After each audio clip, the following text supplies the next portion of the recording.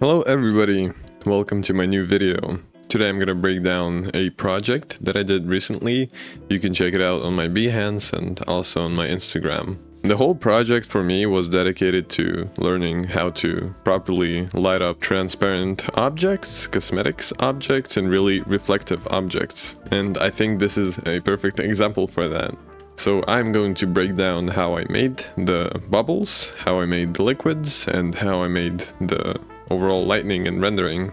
So I'm going to turn off for now the glass itself, and I'm going to show you how I made the liquid and the bubbles. Really important that liquid has to get inside of the thickness of the glass so that it's rendering correctly. I also made this procedural way of cutting out the liquid where it needs to be cut, and also cutting out the bubbles, and it's all done procedurally. So let's begin with the liquid. This is the most simple thing. I just made a duplicate of the bottle, made it a little bit smaller, and I applied a bowl to it. So I have a sphere. So if we turn off the bowl, you can see the sphere. Let's look at it from this way, turn off the materials. So I have this sphere, and it is intersecting with our liquid, and if we turn the bowl on, it subtracts the model.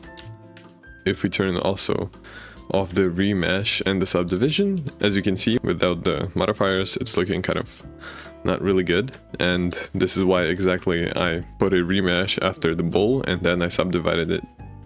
So probably the most complicated part is the bubbles. I wanted to make them kind of jagged and a little bit random, so I added a cloner. I actually duplicated the liquid and I made it smaller so that the bubbles don't go outside of the bounds of the liquid. And here is the liquid that is smaller. If we turn on the liquid, we're gonna see that this is a bit smaller. And I've done it this way so, like I said, the cloners don't go outside of the bounds. Probably there's another more smart way that I don't know about, and if there is, please tell me because this is going to be really useful. The small bubbles are just cloned. Clones are set to random, and there are a lot of clones. So on the cloner, I had 3 effectors. So the first one is basically making them more random. It's making random scale, random position. The second is to delete some of them. If we go inside, the scale is set to -1, and I have a shader field.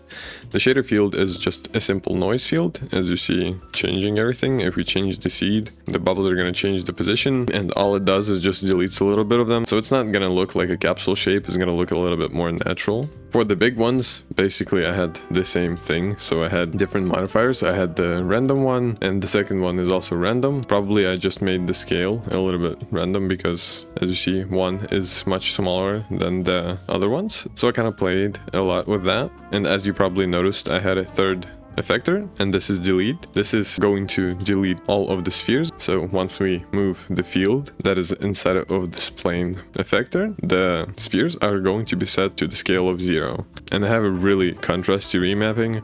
It's basically flat because I don't want them to gradually scale down. I just want them to be deleted once we cut out a bubble, huge bubble from the liquid, and I will show it to you right now. So I set this spherical field inside of the sphere that is cutting out a hole inside of our liquid. And if we turn on the liquid, if we go to see through the liquid and move the sphere that is cutting out the bowl, if we move this one, we're going to see that the spheres that are cloned are also going to disappear. This is exactly what I wanted to do, and I think it turned out really good. With this type of control, we can cut out anything that we actually want. So this is kind of what I did when I made the bottle lay down on the floor.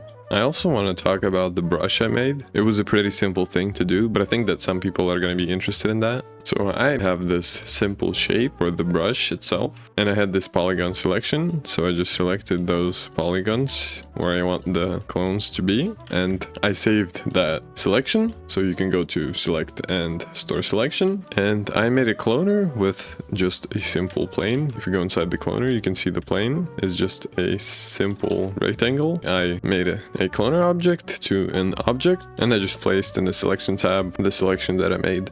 So it's pretty simple. The only problem was that it was really slowing down the viewport view because of the count. So the count is really huge.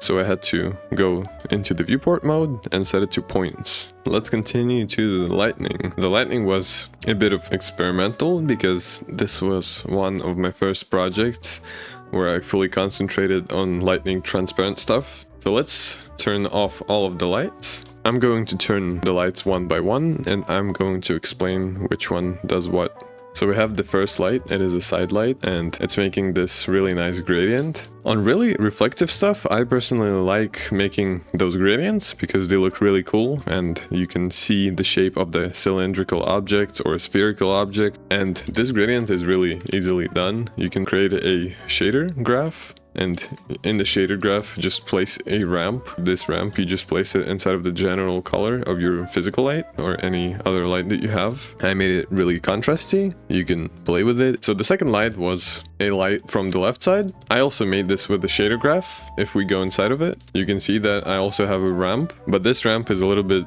more strange. I don't know why I had this much of knots, but this is the shape that I had, and this makes this small illusion of multiple lights, and in my opinion it also looks cool. I had also a diffuse light. This is mostly for the brush. There's a little bit diffuse coming inside of the brush. I also had a reflection light, so both of those are HDRI maps, and the second one is just a really detailed HDRI map, and I made those tiny small reflections with it. I set the saturation to 0 because this HDRI map has a lot of vibrant colors that would interrupt with the scene. So I set the saturation to 0. You can play with the saturation, you can set it to 5, 10. It really depends on the things you're doing. The main goal was to make those really small reflections, and as you see, we are still not seeing the liquid. This is what the last light does. It lights up the liquid, but to light up the liquid we have to have a wall behind the object, and we have to lit up the wall. So the color and the brightness of the wall is going through the liquid inside of our camera. This is the way you light up any transparent objects. It can be even an empty bottle, and it's really dependent on the background that you're gonna have. If you're gonna have a black background, you can not light it up, or you can light it up. It really depends on the type of liquid you have. I have a huge wall. I don't really know why I made it this big, but it could have been much smaller, and probably I wanted to get reflections, but you don't have to make the wall this big. So I had this wall, and as you see, if we look inside of the camera, we have this light, and if I move this light, the liquid is going to change its color. This is really the thing that you're gonna have to play with.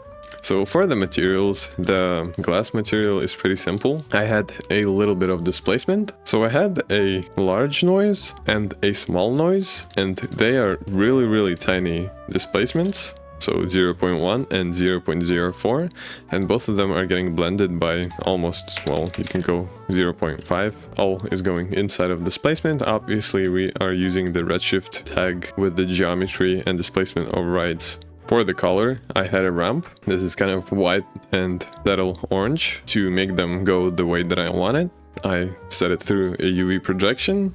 This basically sets the position for the gradient, and for any texture, this is procedural way to UV unwrap your stuff. The IOR is 1.65. I like to set 1.65 to all the glass objects, and of course you can play with the index of refraction because it's all situational. So let's go inside and look at the oil. I had an index of refraction of 1.2. The reflection roughness though is set through a ramp. It's using max and noise. I guess it is playing a small role, a really tiny role. I also had same setup for the transmission extra roughness, a really simple material, and the materials are pretty simple. The whole complexity for me was probably the lightning. If you would want, you could also play with the depth, because I think this is a really interesting setting for liquids. So you can play with the depth, because if we, for example, set it to something like 100, well, even on 100 you can see that it's not completely see-through. So if you're making something like honey, oil, or anything that has to have some depth, you can use this setting, and it's really simple and it's really fun to play with this setting. So probably the most questionable thing over here is the bubbles. I came to a conclusion that it's best to set the actual physical correct index of refraction for bubbles, because bubbles are air, and air has the index of refraction of 1. So I decided to leave it at 1. And once it is inside of a liquid or something that has index of refraction different than air, it's going to be looking different. So this is exactly what is happening. And I also had post-productive process. So I added small reflections on the logotype because it didn't really reflect in the actual render. A little bit brightened everything up. And I also made the sticker over here. I basically found a sticker and I just perspectively applied it over here. I also added this small reflection on the sticker with a mask. Overall, the color correction and the sharpness I made with the camera raw. I hope you really liked the video, and if you want to see more of those short type of videos with project breakdowns, I would love to hear the ideas. I really thank you for watching this video. Goodbye.